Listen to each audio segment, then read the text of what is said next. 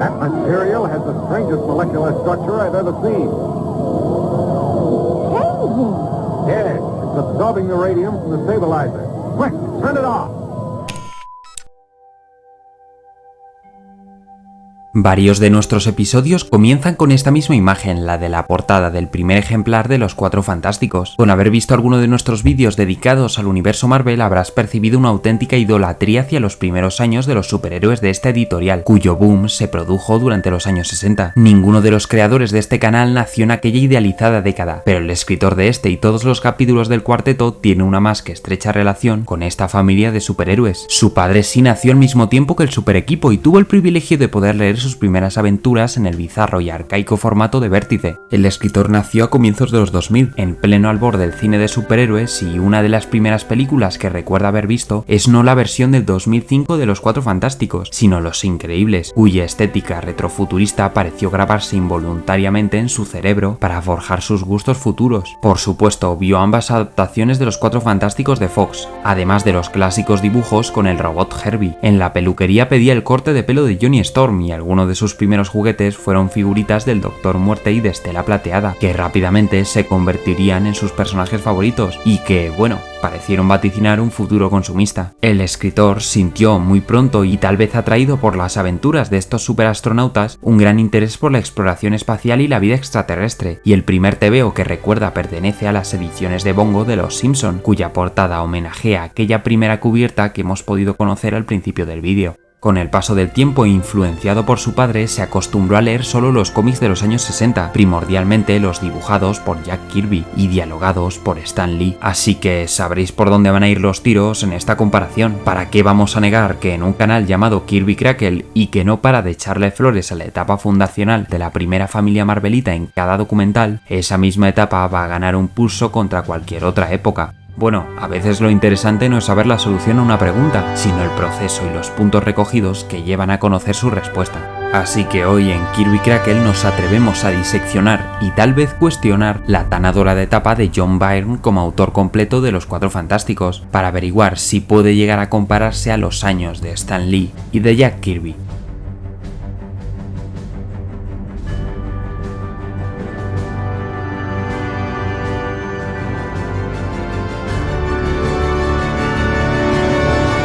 No hay nada mejor que el criterio propio, por eso si aún no has leído las eras que hoy protagonizan este capítulo y deseas compararlas por ti mismo antes o después de verlo, puedes deleitar tus sentidos con las mayores epopeyas de Los Cuatro Fantásticos que te esperan en los estantes de Generación X en Tirso de Molina, en Madrid, el resto de establecimientos, o visitando su página web, en la que al adquirir cualquier producto desde el enlace de la descripción de este vídeo nos ayudarás para seguir brindando contenido para este, el mejor canal de cómics de superhéroes de la plataforma. El que alguna vez fue conocido como el mejor cómic del mundo era una antiguaya que acompañaba en los estantes de los kioscos y las primeras tiendas de cómics de Norteamérica a las modernas y revolucionarias series marvelitas como Daredevil o The Uncanny X-Men, cuyos autores habían trasladado a los 80 el transgresor espíritu que Stan Lee y Jack Kirby impregnaron a sus queridos Cuatro Fantásticos cuando a inicios de los 60 necesitaron de un bombazo para poder reflotar la compañía para la que trabajaban. Ya lo hemos explicado en exageradas ocasiones, lo que hacía única esta revista era que sus autores conocían de primera mano cómo atraer a un público más maduro de lo habitual para el cómic de aquellos años.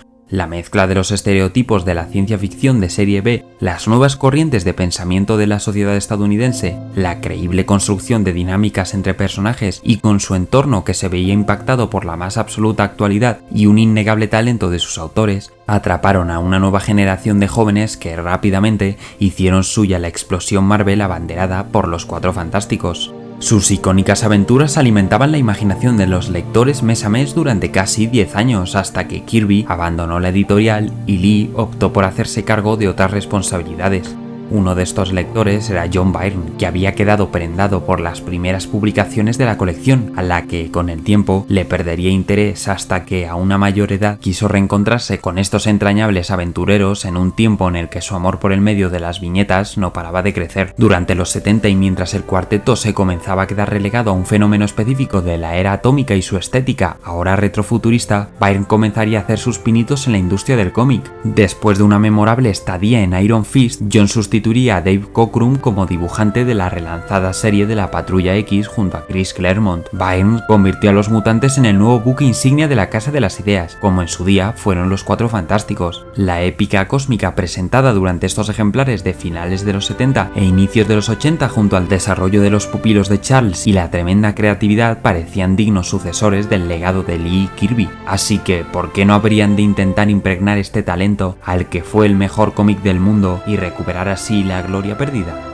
Byrne llegó hacia el número 220 con la responsabilidad de escribir y dibujar aquella serie que había adorado de niño. En sus primeras aventuras, sus bocetos estarían entintados por el mismísimo Joe Sinnott, habitual delineador de los lápices de Kirby, por lo que la faceta visual se mantenía acorde a los cánones clásicos de la serie, de lo poco que se mantenía por aquel entonces. La alineación del cuarteto había ido sufriendo ciertos cambios como la incorporación de la inhumana Medusa y argumentalmente los distintos autores que participaron a finales de la década no habían terminado de darle un enfoque exitoso al título. Por ello, Byrne optó por llevar a los Cuatro Fantásticos de vuelta a las raíces, título del número 232 que serviría como declaración de intenciones. Para empezar, decidió hacer un cambio estético en los exploradores para que su constitución fuera menos musculosa y más similar a los cuerpos de exploradores de las primigenias viñetas de Jack Kirby. Él mismo se encargaría ahora de entintar sus dibujos, por lo que los lectores dirían adiós a los acabados tan característicos de la Edad de Plata que brindaba con tanta maestría Sinnott. Todo se veía ahora mucho menos naif y mucho más moderno para los estándares del cómic ochentero. Los miembros del equipo ya no parecían supermodelos y sus trajes volvieron a ser algo más parecidos a monos de trabajo que a mallas ceñidas. Muy bien, ya tenemos el lavado de imagen, que de momento dejaremos a vuestra imaginación lo que opinamos de él. Ahora toca adentrarnos en aquello que hizo narrativamente para devolver la gloria a la colección. Pues ni más ni menos que volver a contar las mismas historias que la hicieron grande, pero ahora hechas por él.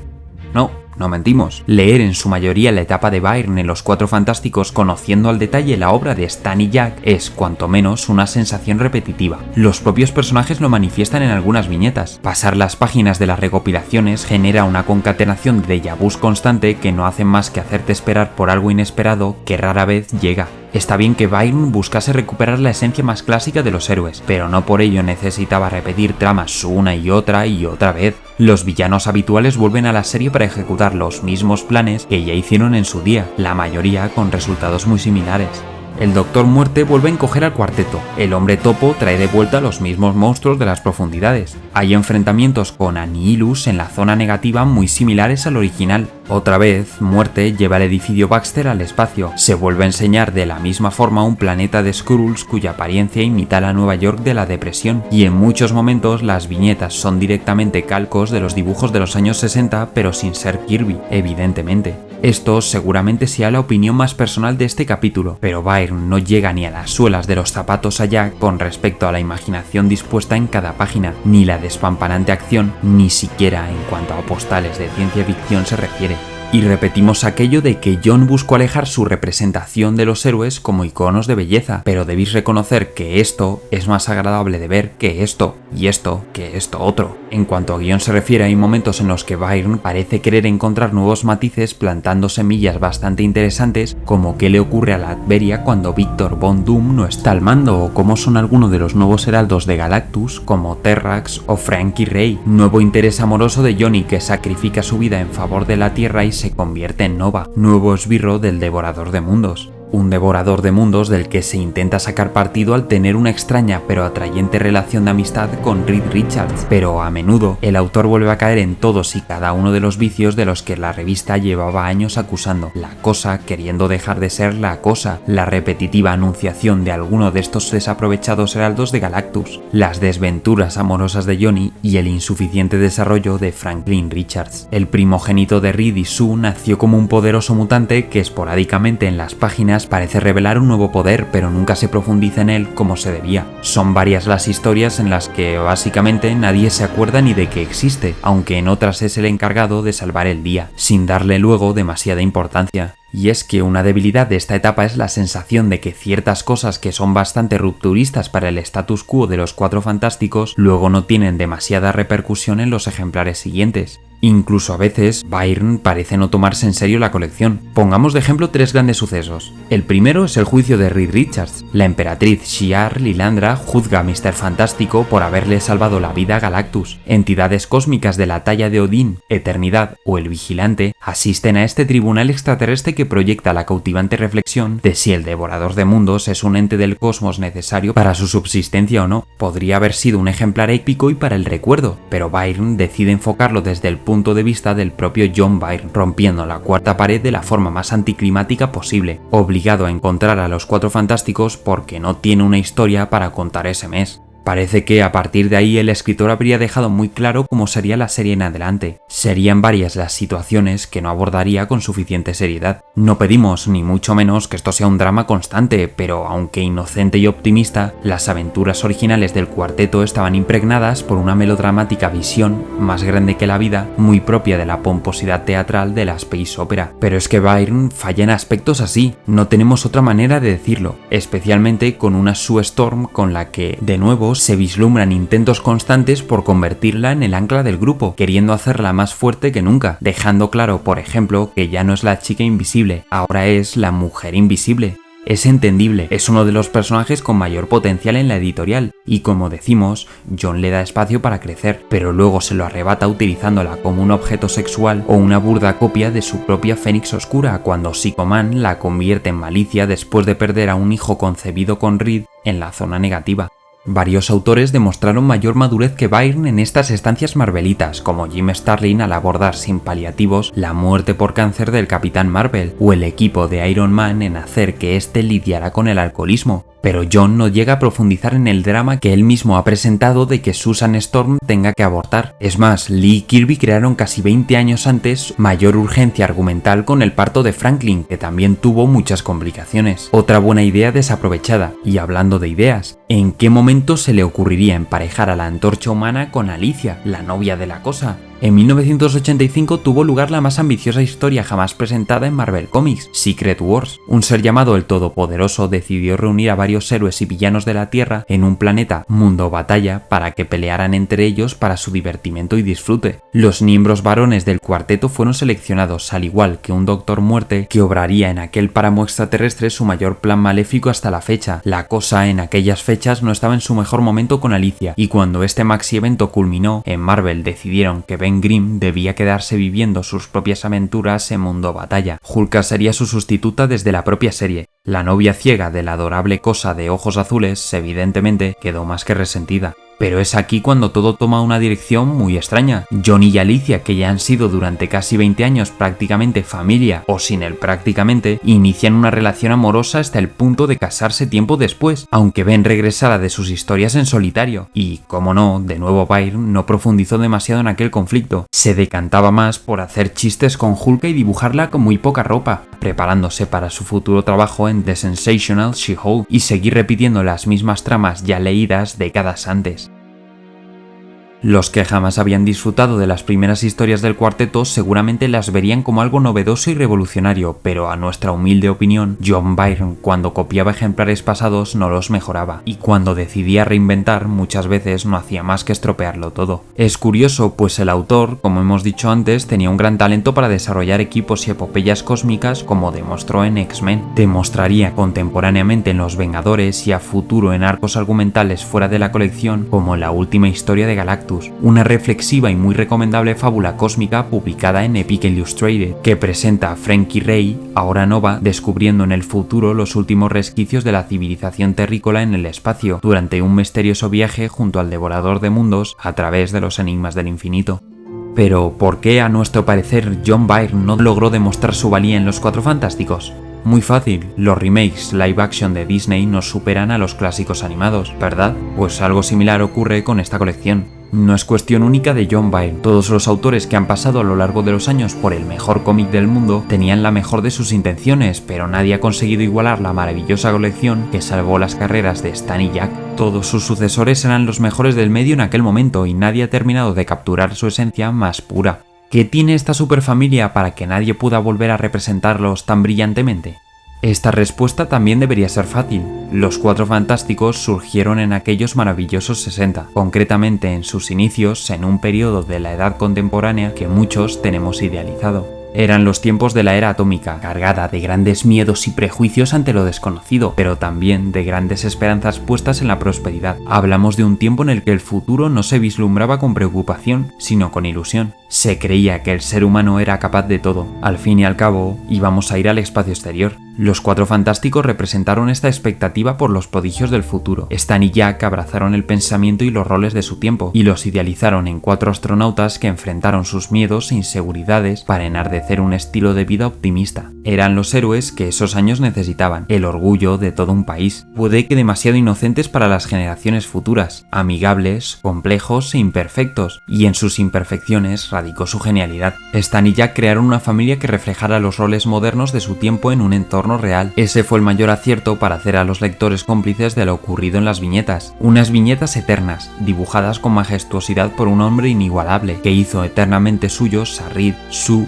a Johnny y a Ben, y que nadie más ha podido jamás representarlos igual. Y lo mismo ocurría con los Inhumanos, con el legendario Doctor Muerte o con Galactus. El propio Stan fue incapaz de replicar tras la marcha del dibujante la grandeza de una serie que había construido junto a su mejor socio. Nadie lo haría, desde luego, Byrne tampoco. Puede que aquellos que elevan tanto la etapa que hoy hemos acribillado la tengan en mayor estima por precisamente hacer lo contrario que hacemos nosotros con los años fundacionales, o tal vez ni siquiera los hayan leído. Lo expuesto hoy aquí no es tampoco la verdad absoluta, es simplemente una opinión. La opinión sí de un idólatra de los primeros 102 ejemplares del cuarteto que ha podido ver los mayores atisbos de la esencia de los Cuatro Fantásticos en tebeos más recientes, como la aventura más grande jamás contada, en la que una extensa lista de artistas con Bruce Timm entre ellos celebraron la gloria de Stan y Jack con una epopeya que tal vez sea lo más próximo que se ha publicado a aquellos legendarios relatos de antaño. Alex Ross con Círculo Cerrado no se quedó atascado en el homenaje, sino que lo utilizó para impulsar un cómic que quita el aliento por su despliegue visual. Y narrativamente puede que Jonathan Hickman haya sido el mayor escudero del legado de la primera familia marvelita, culminando en las exquisitas Secret Wars del 2015, resaltando la dinámica definitiva entre Reed Richards y el Doctor Muerte. Pero como llevamos tiempo afirmando a lo largo de nuestra exploración de la historia del cómic, los Cuatro Fantásticos de Stan Lee y Jack Kirby son irrepetibles, inimitables. Puede que en Marvel supieran crecer sin ellos, sin sus padres fundadores, pero nadie en la empresa ha podido ni podrá abstenerse de la grandeza de la revista que inició la era Marvel de los cómics, que directa o indirectamente ha influido en todos los autores que hayan aportado al mundillo después de 1961. Indudablemente, Los Cuatro Fantásticos fue el mejor cómic del mundo, y en Kirby Crackle lo será hasta que las arenas del tiempo oculten el último ejemplar existente de la obra maestra de Stan Lee y Jack Kirby, a quienes solo podemos agradecer por habernos presentado esta fantástica familia que llenó durante 10 años infinitas páginas de gloria. Una gloria que, como una vez dijo el Devorador de Mundos, sed siempre digna de esta, humanos, sed siempre conscientes de vuestra promesa de grandeza, porque un día os llevará más allá de las estrellas, justo a donde Stan y Jack nos llevaron con cada aventura.